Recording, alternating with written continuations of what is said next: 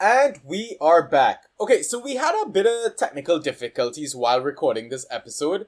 They apparently killed the internet wherever Ross lives in Canada. Yeah, man. So, They don't want us recording, bro. exactly, they know, yo, they know. So we're gonna do it slightly different this time for the Twitter questions. I'm gonna ask the questions and I'll let Ross do the discussion. Alright, Ross, so our first question we have from FPL underscore Tractor Boy. Thanks again for sending in your question. His question is Gundogan in FPL. So this is an OFPL draft question. With him being rested for Champions League and undoubtedly the cup matches, is there any point in keeping him? Even if you can't do a decent swap, is it now time to drop him for a waiver such as Mateus Pereira from West Brom, Bertrand Traore from Aston Villa, Trezeguet from Aston Villa, Greenwood from Manchester United, or more? I guess in terms of minutes, yes, 100%. Any four of them. Maybe not Trezeguet because he might lose his spot when Jack Grealish comes back. But I think Bertrand Traore, Matas Pereira, and Greenwood will definitely get more minutes with him. And I think with more minutes, we'll definitely get more goal involvements as well. Especially for players like Matheus Pereira who are fighting for a relegation spot. Aston Villa with Bertrand Traore who are fighting for a top four spot. Greenwood, who definitely shows more of his ability towards the latter end of the season, and with Martial out, I think he's kind of current that wing spot at the moment. So all of that considered, I think all three of them will get more minutes, and all three of them are definitely fighting for something. So in terms of goal involvements, I think 100%. Like, we know Mason Greenwood is a great finisher. We know Bertrand Traore, especially when he links up with Jack Grealish, and with Jack Grealish in the squad, has a very big potential upside and like ceiling. And Matas Pereira, like you just saw what his ability in the past game week against Chelsea, right? So, considering all of them, I think I wouldn't maybe put Trezeguet in there because I can't guarantee his minutes, but I can get, like, that's the only thing, especially with Jack Grealish possibly back. Like, I don't know, but in terms of like playing minutes over Gundogan, I think that's almost a given for me. Do you think you could possibly even do a trade for like Gundogan for Grealish right now? I don't know if anyone would like go through with that. I wouldn't go through that trade Why? because when Jack Grealish comes back, he's gonna play every game. Cool. All right, and that's when Grealish comes back. So especially if Dean Smith is being super accurate on like his return date, like Jack Grealish is running and everything, and like, you know, he's like in training and whatever. If all of that is true, then he's not gonna be like I wouldn't be surprised if he's on the bench against Liverpool. But again, like, Dean Smith seems like one of those managers that like says, screw FPL, I'm only focused on my team. I'm not gonna give you accurate injury reports. Yeah. Okay, fair enough. Okay, next question. By the way, all great points. I completely agree. Yeah, because like, I mean, this one is different as well, right? Because it's OFPL scoring, right? So it's either you get like 1 or 2 points, like based on whether they start or not, and then you're heavily reliant on like goals and assists. Goals and assists. Yep. So yeah, that's definitely, like, I agree with about getting players with something to play for, especially in this time of the season. All right, so the next question is from Rosid at RoRosid123, Mr. Rohail Siddiqui, your older brother. He would like to say, I really do appreciate Ross trying to keep the league competitive. Haha. You know what? I'm not even. Rafinha scored. Gab Jesus scored, and he had an assist from a couple of players. Like, I think he only won on goal involvements. Look at my team. My team performed, apart from Vardy, my team got me points regardless of goals and assists. Partey had more than like 8-9 points. Rodrigo had 9 or 10 points. Stuart Dallas had 9 or 10 points. Regulion had 10 points. Thiago Silva is also an aberration. Like, he got the 2 yellow cards.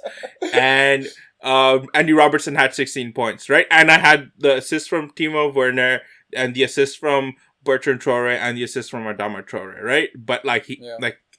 like my team on paper is getting a lot of stats, and I just need the 1 or the 2 or odd goals and assists here to kind of put me over the top, right? Yeah. So I was really frustrated at my result, considering I had points on my bench that I could have won with. For But sure. here or there, you know what? It's gonna be a good run in towards the end of the season. Like, we called it off 2 weeks ago. Talking about points on your bench, is it times like this that you miss the auto sub feature? Bigger picture, no. Like, bigger picture, I'm glad we don't play with auto subs. All right, good. And last question / comment is from Nutton at Bukun04. Please, somebody kick Man City out from the Champions League, sad face. I think it's because Nutton has the Man City brigade in our league. Yeah. He got like Gundogan, Mahrez, KDB, and like 2 Cancelo. other players. Yeah. We called it 3 weeks ago, bro. Like, we called it 3-4 weeks ago as just like, anyone who has City assets right now has to be super careful, because Man City are gonna want to go all in into their Champions League squad, and leaving like with the likes of like Benjamin Mendy playing, who's been very mediocre this season, and like Ferran Torres getting more game time. And like, you'll obviously still see the consistent players, and like the Rodri will play more often than not, KDB will play more often than not, and Mahrez and stuff. But at the end of the, or not Mahrez, but like Sterling and Gab Jesus. But like, he'll also be careful of like, because of like subs and stuff. Like, he'll want to sub off those players as well, especially if they're winning 2 or 3-0 comfortably, and he knows he can bring on someone that can have the same effect. So Yeah, and he in his last press conference, I believe he was also talking about fresh legs for all these running of games between the Champions League, etc. we'll find out in a moment, but like, they don't really have any injuries at the moment either. No, they don't. No, they do not. All right, well, those are the questions. Thank you guys and ladies for submitting your questions. Really appreciate it. Thanks for the love, the support. But now what we're gonna do is run through quickly the player statuses, right? Injury mentions, etc. And again, reminder, for this information, you can go follow at Ben Dinnery, right, on Twitter, or Premier Injuries. Go look at the injury table, right? PremierInjuries.com, I believe. And if you can't find it, hit us up in our DMs and we will sort you out. All right, so running through Arsenal. ESR and Bukayo, they missed the game versus Liverpool, but I did remember seeing pictures of Saka in training, I believe for their Europa League tie, so he could be back. Maybe ESR a slight bit longer. Xhaka had an illness, so that's why he missed out. Luis had knee surgery. Apparently he should be back in a few weeks, but I mean, do you really want to go pick up an Arsenal defender based on the way they've been playing the last few games? Hell no. And Kieran Tierney, knee injury. There's no confirmed time for when he's back, but yeah, I actually dropped him in my league. I don't think he's gonna be back for the rest of the season. Thanks for taking my advice, Sanji. You know it, bro. You know it. Aston Villa. Wesley, building match fitness. Grealish, he trained, but there was pain, so that's why he wasn't in the squad. For Brighton, Percy Tau, he got COVID. Webster, he's still recovering from his ankle. And Byrne, there was a caution for him. That's why he wasn't in the squad for the last game, but hopeful of an appearance versus Everton. For Burnley, Peters and Barnes, both with a couple of thigh issues. And Brady had a bit of a longer term issue now. So you might see the likes of McNeil and Goodmanson kind of nail their spots, right? For Chelsea, Thiago Silva suspended because of the cards. Pulisic, slight issue with his hamstring. Tammy, there was a mention about his ankle knock, but I saw him in pictures for Champions League training with a smile on his face. So, I mean, I'm not sure what's going on there, but it's not like Tammy, I think, is going to be first choice all of a sudden again, right? Be starting strikers. So, just some news on him. But Conte, again, recovering from the thigh. I think they're going to prioritize Champions League, Chelsea. So, that could see Jorginho and Kovacic continue to play. Ugh. Crystal Palace. Michy Batshuayi won't be playing the next game because Chelsea are playing Crystal Palace, parent club rules. McCarthy, Ferguson and company, they're still all out for the long while. So, like, this Crystal Palace squad that you saw start versus Everton is probably going to be like the main lineup moving forward. For Everton, Andre Gomes picked up a hamstring in that game, so he's going to be out for a little while, and Pickford is still dealing with some abdominal issues. For Fulham, Lookman got a hamstring. I think that is going to be a massive injury for them moving forward. For Leeds, Harrison can't play in the next fixture because they play Man City, parent club. Leicester, Barnes apparently recovering from surgery, but I don't think he's going to be back until May. And Soyuncu and Sensing Under missed out because there was a COVID scare with the Turkey national squad, I believe. For Liverpool, again, Henderson, you won't see him until probably the end of the season. Manchester United, Rashford, couple of ankle knocks, but I mean, I swear Ole keeps saying that he picks up a knock or is injured every game and he keeps coming back. He's nursing the same injury on his foot, and that's why when he got subbed off, he went straight to the tunnel, because I feel like he wants to get treatment on it right away so he can get ready for the upcoming games. There you go. Bailly has COVID, and Martial probably out for the season. Kind of sucks having him as the first pick. Man City, no injury news. Newcastle United, Callum Wilson should be back soon. He barely missed out this game, but I think like maybe a couple weeks away still. And Fraser apparently was rested because of some niggles that he picked up during the international break. Sheffield United, Baldock, concussion, and the rest of them, Basham, Shark, Burge, few weeks away, but you really don't want to go pick them up. Southampton, no significant injury issues because all the people that we mentioned on the last episode, they came back, played well, got points. For Spurs, apparently Toby and Aurier were late for their COVID test, coming back from international duty because they were probably one of the teams that played one of the last few games. So that's why they missed out. And apparently Doherty picked up a knock with the international team and there's no return date for him. To be fair, he's been playing a bag of shite with them, so it's probably a good thing that he's missing out. West Brom, Gallagher couldn't face Chelsea, parent club issue, could be back into the lineup coming up. But O'Shea and Ivanovic, players that you don't want to pick up, also picked up knocks. West Ham. I thought this one was big. Declan Rice missed out because of a possible knee injury. Yeah, he's out for like at least 6 to 8 weeks. Yeah, man. So I honestly think that could affect the defensive stability for West Ham. I think you saw it. Like, you saw there was lack of like ball control towards the end of the goal. Like, they couldn't do anything. So, like, I think that was a big news that kind of came out for them.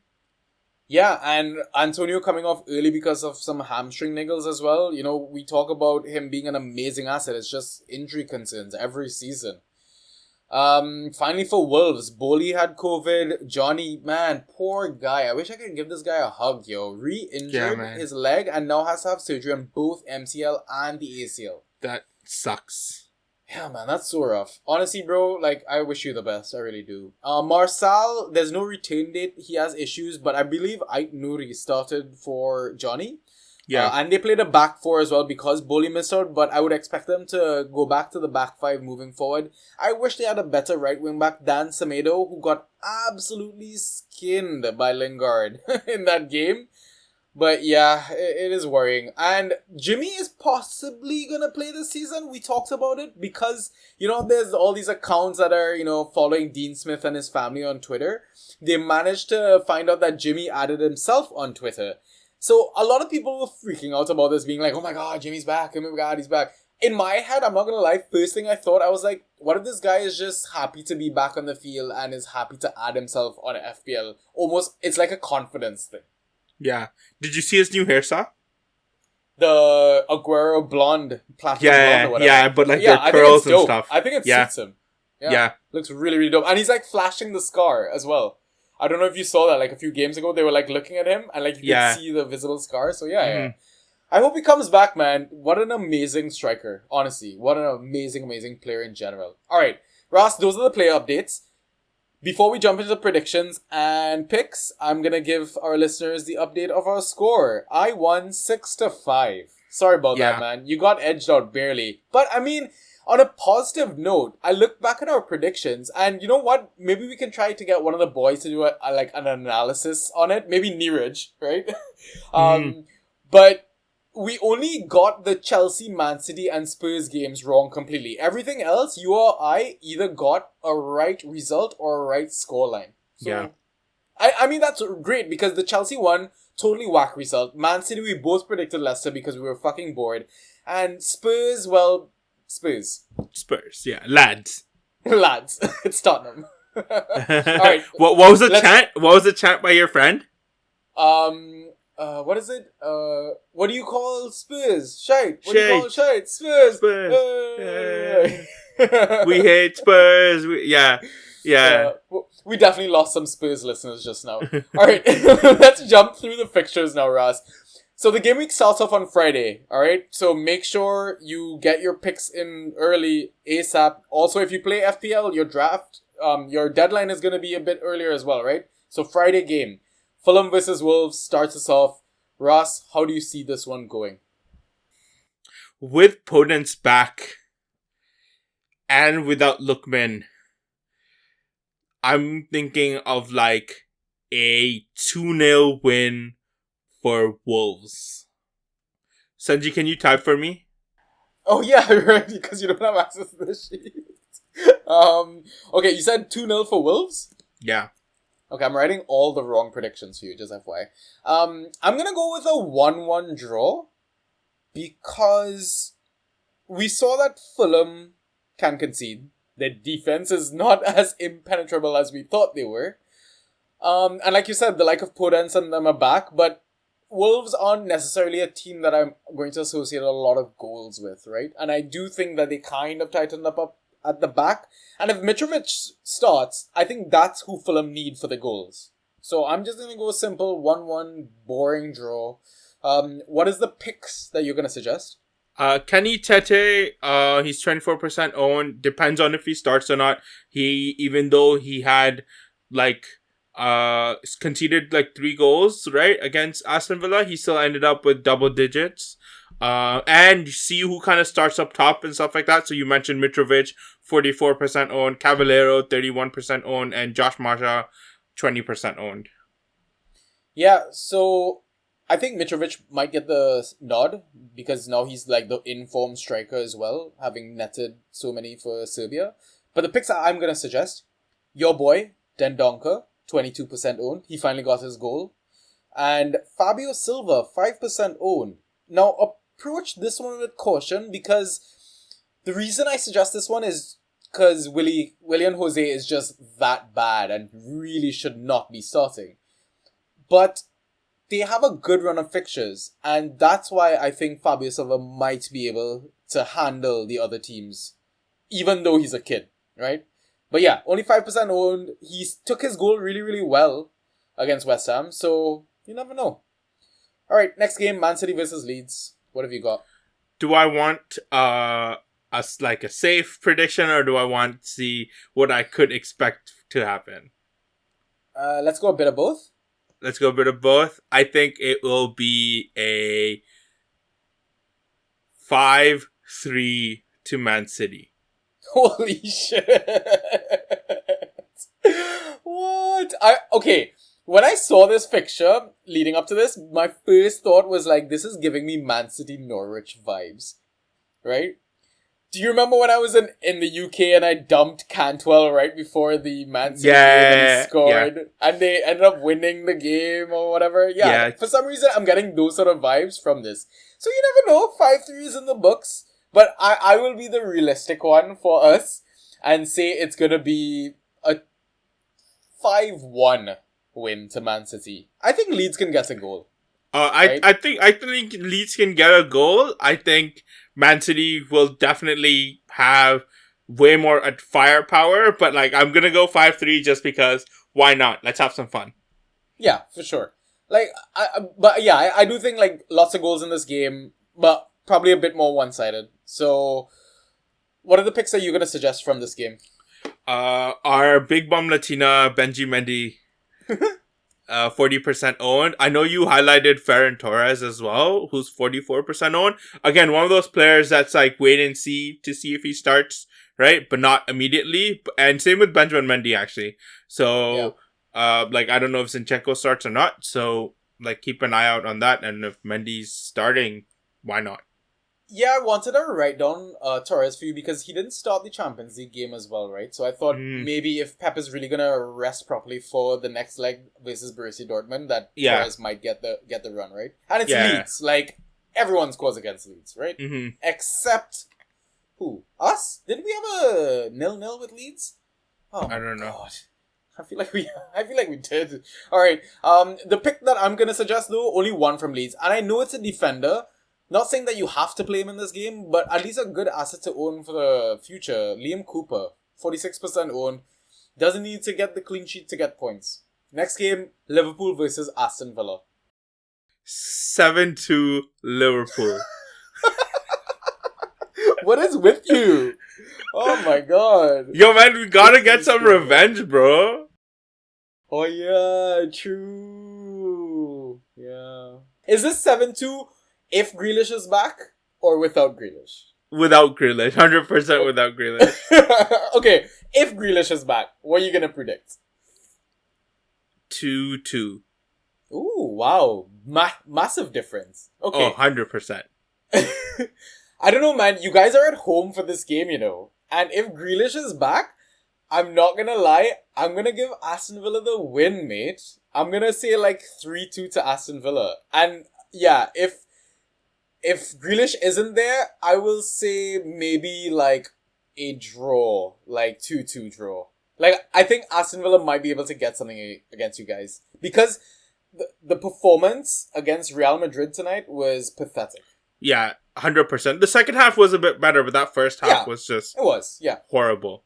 Yeah, it was horrible, man. And if you're gonna lie down like that for Aston Villa, they will definitely come at you. Yeah. Like, Ollie Watkins is gonna harass both Kabak and Phillips. Mm-hmm. But yeah, what are the picks that you... Oh, by the way, my scoreline. I didn't give my scoreline. I did, sorry, 3-2 and 2-2. Kind of. But yeah. Yeah. What are the picks that you're gonna suggest? Sorry. Nat Phillips, 21% owned, and James the Goat Milner, 6% owned. So the pick that I'm gonna suggest, if he gets a start, you're gonna have to watch out for it, is Trezeguet. He scored 2 goals against Fulham, 32% owned. Again, we talked about him, you know, possibly missing out because of playing time or rotating with LG and Traore, but Trezeguet is scorer of important goals, man. Get him in. You never know. Alright, Crystal Palace versus Chelsea. 2-0 Chelsea. You have faith in us. Man, like, aberration, bro. Like, you know, Tuchel definitely lined them up and then just slapped each one of them after the game. Like, you know, you definitely know that happened. So It's a way Maradona lines up his players in the goalpost and kicks the ball at them. yeah, so yeah, 2-0 Chelsea. Rest in peace, Maradona. Sorry. But no, I think they will score on us because they have Zaha back. So I will give it a 2-1. Yeah, I don't know. I'm hoping that was just like a random result, man. What about the picks that you're gonna suggest? Guaita, 24% owned. Just because, like, you know, there's a lot of save potential there. Even though I don't think he'll keep a clean sheet, but there's definitely a lot of save potential. Yeah, and from Chelsea, I'm not gonna suggest anyone because we are absolute shite. He lost to West Brom, 5-2. Don't pick us up. Don't. But I mean, if you want to pick somebody up, maybe look at Cho, 43% owned. Maybe look at Giroud, 29% owned. But I doubt you're gonna get anyone. Really, most of our good assets are all 50% owned. So, yeah, all right. Next game, Burnley versus Newcastle. 2-2. Oh, okay. Draw of 2-2. You know, that's not a bad shout, to be honest. I'm not sure if I'll give it a draw yet because Newcastle, terrible defense. Burnley, even though we say they have a good defense, they've been conceding quite a few goals lately. So I feel like they're also, you know, in that relegation kind of scrap, so they will try to get some goals as well. So I will go for a 1-1 draw. A bit low scoring. I'm gonna try you at your own game from last weekend. See if I can pip it. What are the assets that you're gonna suggest? Vidra, 4% owned. I don't know why people are sleeping on him. Yeah, especially if Barnes is still out and recovering and there's no sign of Jay Rodriguez. Yeah. For me, I'm gonna suggest a few assets from Newcastle though. Joelinton, Frazier, Willock, and Richie. Joelinton 28% owned. I think even though he's only scored his second goal for the season, he's gonna get you ghost points from just working hard. Right? Frazier, 25% owned. I think he is going to hit some form now. You saw him score a couple goals for Scotland. I think he got rested. I don't think it's an injury. I could be wrong. And his boy, Callum Wilson, is coming back from injury as well. So hopefully we can see that partnership bloom and save Newcastle from relegation. The other two assets, Willock 22%, Richie 17%. Maybe watch and see for start because Richie played out of position as that fullback / wingback. But man, Richie's energy is so infectious that I think that's what gets him the start.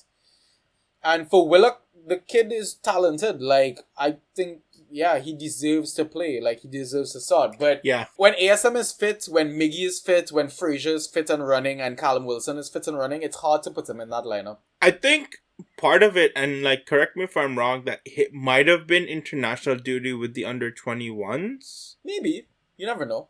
Maybe. So maybe that's why he wasn't he's going to be started. a part of what they're doing towards the end of the season. Like, I think he's still a good asset to have. Mm-hmm. It's just that in terms of starts, I'm a little worried. Yeah, fair enough. Next game. Oh, by the way, we never even said when we switched from Friday to Saturday. I think I forgot to color that down. It feels like all one blur at one point now. Yeah. Oh, actually, that was the first Sunday game. So, perfect. I knew it. I was just testing myself. All right. So the next game on Sunday, West Ham versus Leicester. How do you see this one going, man? This is gonna be a fun game. I see like a 2-2. It's a popular scoreline with me. I don't know why. I mean, we love goals, so why not? But I'm going to go with a Leicester win, 2-1, because we just talked about no Declan Rice, man. Possibly no Antonio. Yeah. They're going to be a weakened squad. Even though they have the GOAT, Messi Lingard, I don't think he can do it all on his own. And Leicester, they came up against Man City, so it's not surprising that they kind of just got dominated. I mean, before that, Leicester pretty much had most of their squad back, right? Maddison's back as well. So I just think that they could possibly edge it. So yeah, 2-1 to Leicester. What other picks are you going to suggest? Masuaku came back from injury. Like, I didn't even know he was back from injury. So, like, good for him. Like, I think I really like Masuaku as, like, what he provides on the pitch. 23% owned. And Pablo Fornals, 49% owned. Yeah, Masuaku got the assist for one of the goals, right? Yeah, for Fornals' goal, actually. So there you go. So combo picks by Ross. All right. From Leicester, Albrighton 15% and Perez 44% owned. With these guys, if they start, then pick them up. Though I think Albrighton will probably start above Perez because of the injury niggles with Ricardo Pereira. All right. The next game, Spurs versus Manchester United. What have you got? 6-2 Manchester United. Oh, I knew you were going to do reverse call. I was going to use that for this game. Let me have one, bro. But yeah, I think Manchester United are actually going to have some revenge on Spurs. I think they're going to rip them apart. because the Spurs backline is so bad right now, dude. Yeah. And, like, yeah, I mean, as terrible as Maguire can be, I don't think Spurs are gonna have as much fun. And, like, Son didn't start the last game, so is Son even fully fit right now? But he played. He didn't start, though. He didn't start, though, but I think that might have just been, like, rest and, like, stuff like that. So, I think he'll start the next game. Especially considering they don't have Europa anymore, either. Yeah, that's true. All right, I'll go for a bit. I'm hoping more realistic result, but man, we've seen some wild scorelines this season. So I will go for a 4-0 to Manchester United. Similar sort of like goal difference to the match, but like still a thrashing, right? Yeah. Okay, 4-1. Harry Kane scores.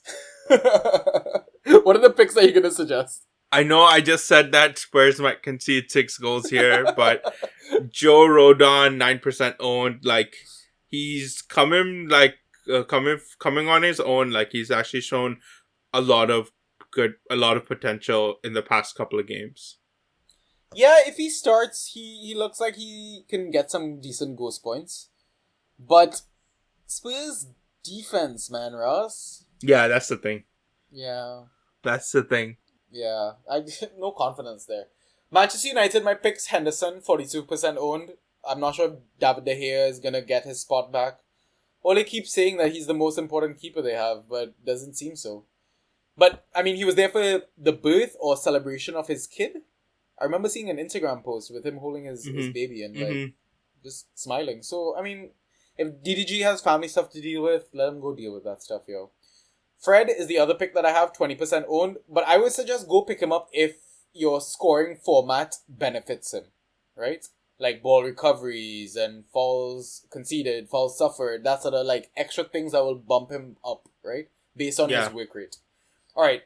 The next game is the last game on Sunday. Sheffield United versus Arsenal. What have you got? I'm going to go a bit ballsy with this one too. I think Sheffield United will win. Oh my god, dude. Why are you so mean to Arsenal and their fans, man?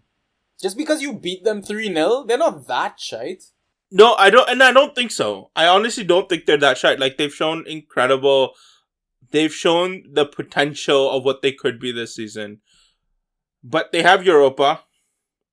And I think that's their only chance to make the Champions League this season. They might want to focus more on that. So, heavy legs. And, like we've said, Sheffield don't have anything to play for, so they're just going to go out and play football. They get a result, whoop-de-doo. They don't get a result.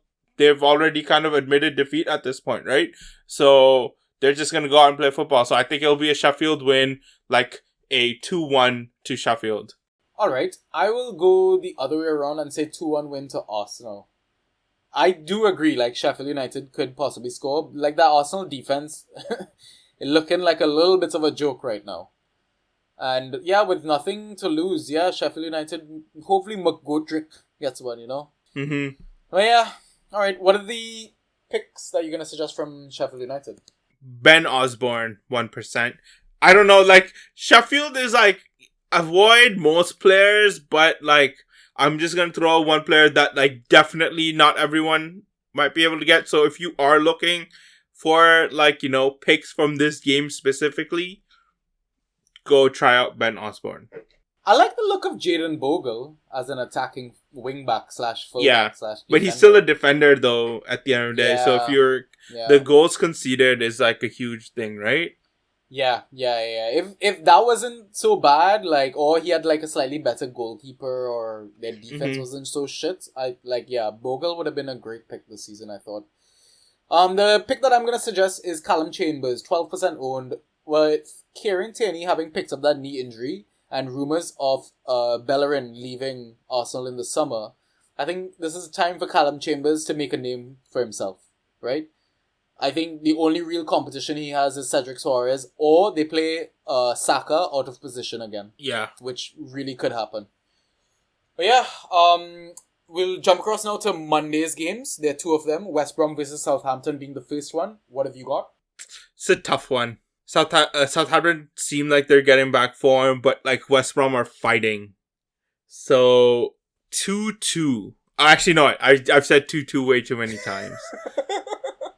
1-1. Alright. I will not go for the draw. I will go for the Southampton win. Southampton, yeah, attack is back together, man. The defense is still a little bit of a worry. So that's why I think West Brom can score. Because, I mean, they looked like Real Madrid versus Chelsea. They were putting good passes together. They were taking their chances. Again, playing without fear, just hungry. And I think maybe they could ride a little bit of that momentum into the game. But Southampton might just edge it. So yeah, 3-2 to Southampton. What are the picks that you're going to suggest from the mighty Baggies? Callum Robinson, 6% owned, had a massive game against Chelsea, right? And Diagne, who also had a massive game against Chelsea. I was suggesting you pick up everyone from West Brom because they scored 5 goals against us. Yeah, this is exactly what Sanji wrote when I was adding my picks. Who to pick up from West Brom? Everyone, because they beat Chelsea 5 fucking goals. I wrote that, but I was like, I actually did want to leave it empty. Be like, Sanji, who do you recommend from this team? Everybody. From Southampton, though, I will recommend Redmond, 42% owned. I was a bit shocked to see him under 50, I'm not going to lie. I know. And Theo Walcott, 29% owned, back from injury. He could also see a run of games because their other options aren't good enough. All right, last game for the week. Brighton versus Everton. What have you got? 2-1 Brighton. Ooh, but Everton are away. And they could probably play better? I don't know. Yes. That's an interesting one. I will go for a 1-1. No, actually, you know what? I'm going to do a Ross special. I'm going to go for 2-2. Mm-hmm. Yeah, because like Brighton, they're playing good football, and I feel like they could score against Doucouré-less Everton, like we talked And about. Andre Gomez less Everton. And Andre Gomez, yeah. So Tom Davies is actually a player that I want to suggest. Only 2% owned. But I want to suggest him if your scoring format is beneficial towards him, because I would not expect an attacking return from him. Only 2% owned. Yeah. What is the pick that you're going to suggest from Brighton, though? That guy Welbs. Danny Welbeck. Yo. 29% owned. People are sleeping on these strikers who are scoring goals and are in form. Like, people need to look. to fucking score for their relegation fighting clubs. Exactly. So that guy Welbs, 29% owned. If he's available, waivers would have cleared today. And if he's still there in your league, go pick him up. Yeah, don't waste no time, man. Listen to Russ. He knows what he's doing in one of our leagues. Watch him get a red card this game. I know, right? That would be a classic Ross right there. All right. Guys, that's predictions. That's picks. That is the podcast. That's all we had planned. Ross, what have you got coming up, though, in terms of your opponents? Because you've got some massive fixtures, man. You've got must-win games in our OG League right now. I think I'm going up against Neeraj. Man, I really wish I don't go up against the luck of Neeraj, man. It's that luck. It is that luck, man. And it's the same way you talked about your brother. His team does well when it gets goals and assists. Yeah, man. But you know what? This is something we didn't talk about, but I traded away Jamie Vardy for Ruben Neves. Oh, yeah. How did we not talk about that? Let's talk about that to end with. Yes. Do you want my thoughts on that trade, or do you want to explain why you made that trade? I'll explain why I made that trade and see if you kind of understand where I'm coming from. Owning Jamie Vardy. Oh, by the way, guys, this is a Fantrax trade. It isn't Yeah. OFPL, so before you think we're fucking idiots, just, yeah. So, continue, Ross. Owning Jamie Vardy is a love-hate relationship. He is an incredibly explosive player, but he is also equally no points. Not that he doesn't play well or his impact isn't seen on the pitch, but that's just in terms of Fantrax returns, either he's way up here or he's way down there. There's almost always no middle ground. And I don't want that anymore. Like I told you, I'm going for players who get points, and Ruben Neves, since the start of the new year, has been on fire, averaging. He is a bit of a hothead in terms of yellow cards and stuff, and his spot might be up for contention if Juan Matino comes back, right? But at the same time, he scored 5 goals since the start of January, I think, and he's consistently getting over 10 points. I can maybe 1 or 2 games where he didn't get 10 points, but he's consistently getting 10 points, and not just key passes, but a lot of defensive work and a lot of work just in the center of the midfield. And second thing, before I executed and offered this trade, I looked up, and you said it too, Sanji, I looked up Wolves' fixtures and I looked up Leicester's fixtures. Leicester have some pretty tough fixtures towards the end of the season. I think towards the end of the season, they face up United, Chelsea, Spurs, and Villa or something. Those are the last 4 games for them, and I think Wolves have a much stronger end to the season. And hopefully, if I do make playoffs, I think Ruben Neves might be one of the players that makes a big difference for me at the end of the day. Yeah, so I will quickly run through the remaining fixtures, off the FPL, let's say, app. For Wolves, they have Fulham, they have Sheffield, they have Burnley, they have West Brom, they have Brighton, they have Spurs, they have Everton, and to end the season, they have Manchester United. And they always play well against Manchester United for some reason. But you look across at Leicester, they have West Ham, they have West Brom, they have Crystal Palace, they have Southampton, Newcastle, Manchester United, Chelsea, Tottenham is the final game of the season. So yeah. If you're talking about playoffs, it's a better trade for playoffs. But Jamie Vardy loves playing against the big teams. Well, I don't so against Liverpool, the second game, the only reason Jamie Vardy got on the scoreboard was because of individual errors. We saw a Jamie Vardy go up against Man City and not do so well because, again, in terms of fan tracks and kind of that sort of stuff, not do so well because they can dominate it. And Jamie Vardy's a player that does does kind of do well when the counter attacks. And James Maddison's coming back, but at the same time, I don't want the pressure of knowing that will Jamie Vardy do well this game or will he not? Almost all of those games that Wolves are going up against, they will control the ball in most of those games. When they control the balls, that means Ruben Neves will be a lot of a focal point in terms of distributing the ball up top, taking set piece direct free kicks and stuff like that. So again, I didn't just put this trade out on a whim. I did my research and my conclusions came to the point that Jamie Vardy has that explosiveness and he loves scoring. Historically, he loves scoring goals against the big teams, but I'm looking for points here, not for the explosiveness, because at the end of the day, I don't want to think about, should I start Jamie Vardy? Because we don't have auto subs either. If we had auto subs, I would have been a bit more kind of lax with it. Yeah, a bit more okay, cool. I can keep Jamie Vardy, keep him on my bench, and if he comes off, if he goes off, he'll come on, right? But knowing that I have to make a decision of guaranteed 10 to 15 points versus a margin of 2 points to 30 points. Fair enough. And he's possibly on penalties while Jimmy is still out, right? Yeah. And we know his direct free kicks. Yeah. I mean, okay. I think the reason why I was against the trade mentally in my head for you was because I think this was based on previous seasons that we've played. And when Ruben Neves first came into the league, you and I were both high on him. We're yo, I hope I get to draft Ruben Neves because he shoots crazy shots outside the box and this and that. He's the next big thing for Portugal, right? So we are both big on Ruben Neves for sure. But I think it was the addition of the extra scoring categories this season in our league, which made his value even higher, right? Because the ball recoveries is one of the things that I think he adds at least 2 to 3 points on his game, every week. I don't consider him much of a fouls conceded. Well, maybe fouls conceded, but a foul suffered, I don't really consider him that sort of a guy. But yeah, I get what you're saying in terms of the boomer bust, right?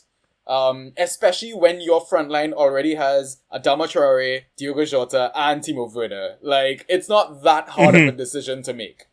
Mm-hmm. So, yeah, I mean, in that sense, it sounds like you did your homework. So, listen, I believe you and I trust your advice, right? That's the reason why I dropped my first pick, right? Yeah. After waivers cleared. Yeah. So, again, we didn't talk about this early in the pod, but I basically drafted Martial, as everyone listens to us should know, as my first pick. He's done for the season, so I had to drop him. Kieran Tierney picked up an injury. I had to drop him, right? There was one other person that I ended up dropping. I'm trying to remember who it was. Christian Benteke. Yeah.